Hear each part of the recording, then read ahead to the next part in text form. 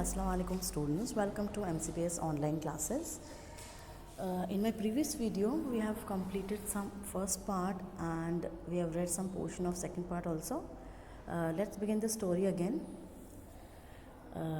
The beggar opened his eyes very wide and gazed at each of the children one by one. beggar जो है पता ही है आपको कि रवि और मीना के घर पे आता है और रवि की मम्मी जो है, उसकी मदर जो हैं, वो उसको वापस भेजने के लिए बोलती हैं।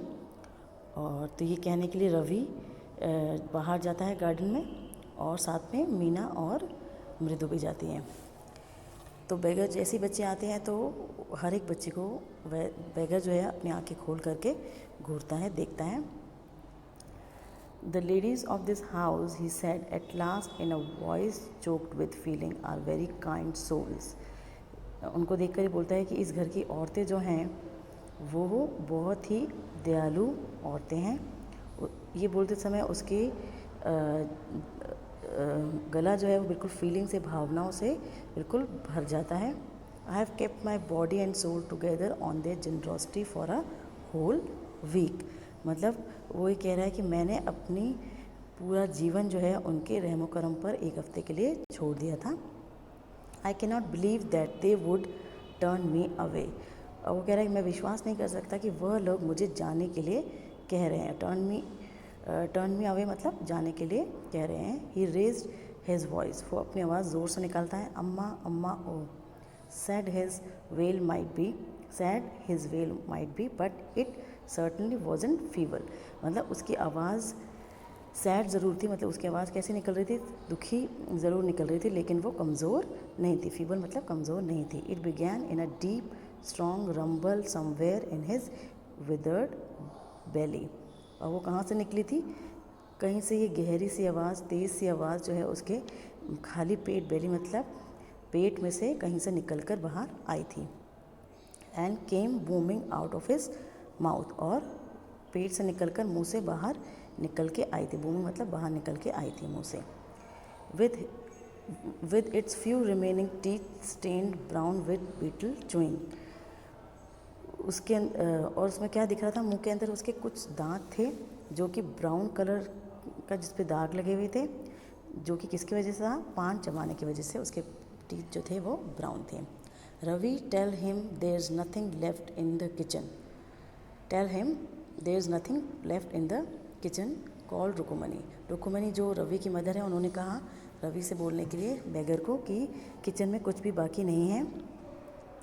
ही is not to come again, और उसको बोलना वापस ना आए। टेल हिम दैट, बोला कि उसको कह दो कि वापस ना आए, किचन में कुछ भी बाकी नहीं है। शी साउंडेड फेड अप, उनकी आवाज़ से वो लग रहा था कि बहुत ज़्यादा परेशान हो रही है। Ravi didn't have to repeat it all to the beggar. Ravi ये सब चीज़ें, सब बातें जो हैं वो बेगर को बोलना नहीं चाहता था। What his mother said had been easy for them all to hear there under the neem tree.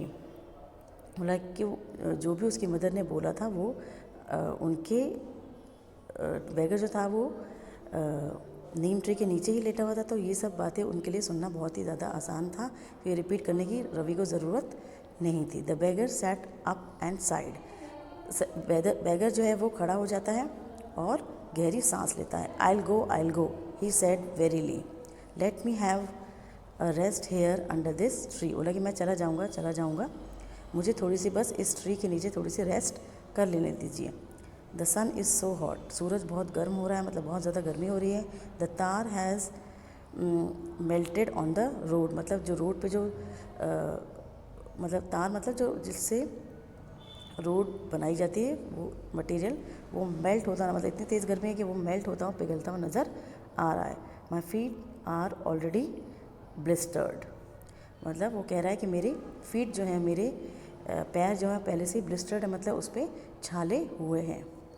He stretch out his feet to show large pink peeling blisters on soles of his bare feet. और वो अपने छाले दिखाने के लिए पैर अपना आगे को शो करता है, दिखाता है, और उसमें गुलाबी और मवाद से भरे हुए ब्लिस्टर्स यानी छाले दिखाई देते हैं उसके बेयर फीट मतलब नंगे पैरों के नीचे के तले पर। I suppose he doesn't have the money to buy chappals, Mridu whispered to Meena Ravi, have you got an old pair in the house somewhere. अब ये बोल रही है, मृदु बोल रही है मीना और रवि के कान में, विस्पर्ड मतलब धीरे से बोलना, कि मुझे लगता है कि इनके पास पैसे नहीं होंगे चप्पल खरीदने के। अब वो पूछ रही है क्या इस घर के अंदर कोई पुरानी चप्पल हैं या नहीं है। I don't know said Ravi, mine are too small to fit his feet or I would have given them to him. अब वो कह रहे हैं कि मुझे नहीं पता, लेकिन मेरी जो चप्पल है वो बहुत ज़्यादा छोटी रहेंगी, इनको अगर छोटी नहीं होती तो मैं इनको दे देता। And his feet were larger than Mridu's and Meena, और मृदु और मीना की चप्पल उनको फिट नहीं आएगी क्योंकि उसके जो पैर हैं वो मृदु और मीना के पैर से बड़े हैं, बेगर के पैर। The beggar was shaking out his upper cloth and tightening his dhoti, he raised his eyes and looked fearfully at the road gleaming in the afternoon. अब बेगर जो है वो खड़ा होता है, अपना अपर क्लॉथ को झाड़ता है, शेकिंग मतलब वैसे हिलाना होता है, लेकिन यहाँ पे मतलब इसका झाड़ना है, और धोती को अपना टाइट करता है और अपनी आंखें उठाता है और लुक फेयरफुली एट द रोड मतलब डरते हुए रोड की तरफ देखता है, gleaming in the afternoon heat, और जो कि दोपहर की धूप की गर्मी की वजह से ग्लीम कर रही है, चमक रही है, शाइन कर रही है। He needs something on his feet, Meena said, her big eyes filling. अब मीना जो है रोते हुए, हर बिग आइज फिलिंग मतलब रोते हुए, उसके आंखों में आंसू है, वो बोलती है कि उसको पैर में कुछ पहनने की ज़रूरत है। It's not fair said Ravi, I am thinking about it, blubbering, it's not fair isn't going to help, in 2 minutes he will be frying his feet on that road. अब मीना को बहुत दुख हो रहा है कि ये सही नहीं हो रहा है, तो रवि भी बोलता है कि हाँ मैं इसके बारे में सोच रहा हूँ और मुझे भी बिल्कुल ये सही नहीं लग रहा है। बोला कि हम इसकी कुछ ना कुछ हेल्प करना चाहते हैं पर कर नहीं पा रहे हैं। अगर 2 मिनट के अंदर ही अगर ये बाहर निकला, रोड पे निकला ये बेगर, तो इसके फीट जो है वो फ्राई हो जाएंगे, मतलब जल जाएंगे।